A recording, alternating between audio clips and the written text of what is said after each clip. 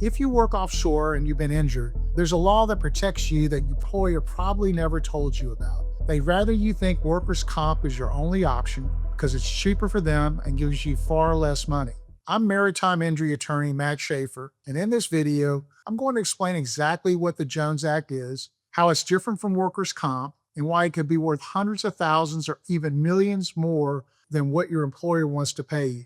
Because here's what most offshore workers don't know. You have the right to sue your employer for negligence. You can get pain and suffering damages. You can choose your own doctor, and you're protected from being fired for filing a claim.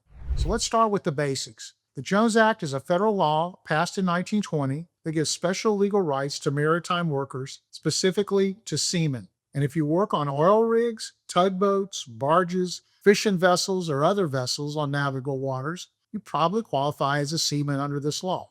The key word here is probably, because your employer isn't going to tell you if you qualify. Your HR department isn't going to hand you a pamphlet explaining your rights.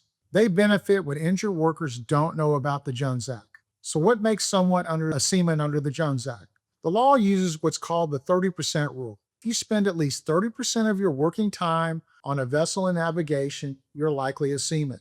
This includes oil rig workers who gets transported by boat or work on floating rigs, tugboat crews, barge workers, commercial fishermen, offshore construction crews, crew boat operators, supply vessel workers, and cruise ship workers. Noticeably, I keep saying likely and probably. That's because seaman status can be complicated, and it's one of the most fought over issues in maritime law. The shipping companies and oil companies have teams of lawyers whose job is to argue that injured workers don't qualify as seamen. They'll claim you're not a seaman so they can push you into the cheaper workers' comp system. But here's the thing. The Jones Act was designed to protect workers like you, and the law is written broadly on purpose. Now let's talk about what the Jones Act actually gives you that workers' comp doesn't. First, under the Jones Act, you can sue your employer for negligence. Workers' comp is a no-fault system. It doesn't matter if your employer did something wrong, you just get basic benefits. But the Jones Act says if your employer was even slightly negligent, and that's the legal standard, slight negligence, you can sue them. So what counts as slight negligence? A lot more than you might think. For example, failing to provide proper safety equipment, not maintaining equipment in safe working condition, inadequate training or safety procedures, unsafe work conditions, defective or worn out gear, poor weather decisions, rushing to meet deadlines at the expense of safety. I've seen cases where employers were found negligent for things as simple as not replacing worn cables, not providing proper fall protection, or sending workers out in weather conditions they knew were dangerous. Second, you get pain and suffering damages. Workers' comp only covers medical bills and a portion of lost wages, nothing else.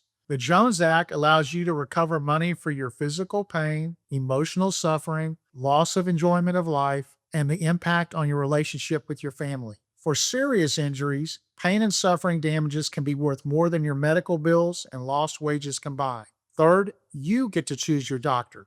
Under workers' comp, the insurance company controls your medical care. They pick the doctors, they approve treatments, and they decide when you've reached maximum medical improvement. Under the Jones Act, you can control your own medical care. You pick your doctors, you get the treatment you need, and you're not at the mercy of insurance company doctors who work for your employer. Fourth, and more importantly, there are no artificial caps on your compensation. Workers' comp has schedules that limit what you can receive. Lost an arm? Here's your set amount. Back injury with permanent restrictions? Here's what the chart says you get. The Jones Act has no such limits. Your recovery depends on your actual damages, your actual medical costs, your actual lost earning capacity, and your actual pain and suffering. Finally, you have protection against retaliation. Many offshore workers are afraid to file claims because they think they'll be blacklisted.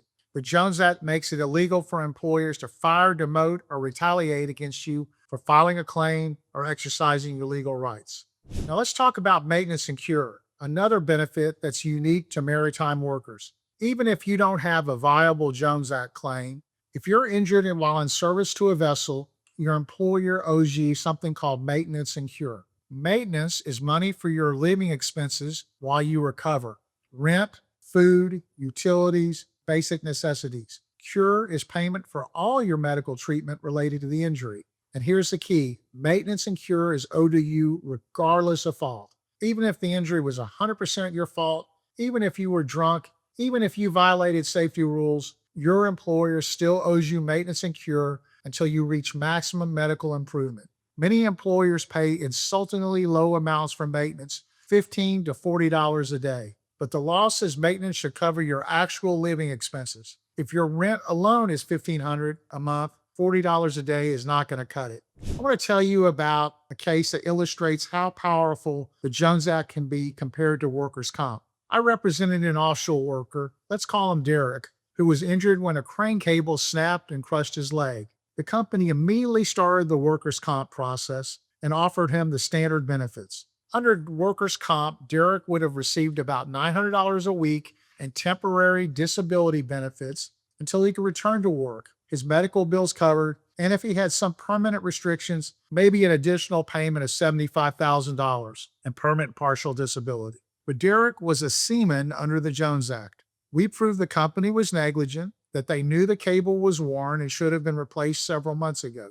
Derek had even reported it. Instead of the workers' comp settlement of maybe $150,000, Derek's Jones Act case settled for $2.8 million. And that's not unusual. That's the difference between the two systems. Here's what I need you to understand. If you work offshore and been injured, you need to know which law applies to you. And you can't count on your employer to tell you the truth. The insurance company is going to try to funnel you into the cheapest option for them, which is workers' comp. But you may have valuable rights under the Jones Act that are worth exponentially more. You may be entitled to maintenance and cure that's higher than what they're paying. You may have an unseaworthiness claim in addition to your Jones Act claim. The first step is understanding what you're entitled to. The second step is making sure you don't accidentally give up your rights by signing something you shouldn't sign or by failing to preserve evidence. So if you've been injured working offshore, don't just accept what the company tells you about workers' comp. Don't just trust that they're going to take care of you. And don't wait too long to explore your options. You generally have 3 years to file a Jones Act lawsuit, but evidence disappears, witnesses forget, and the insurance company starts building their defense immediately.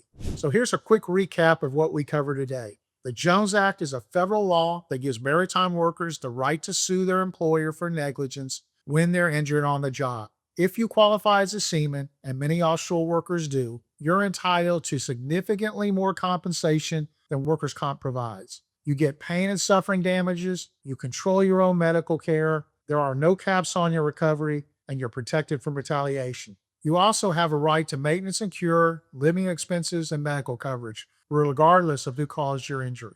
Next, you need to watch my video on how much your Jones Act claims are actually worth, because understanding the real dollar amounts will help you recognize when an insurance company is trying to lowball you. And if you've been injured offshore and want to know if the Jones Act applies to you or your situation, there's a link in the description for a free consultation.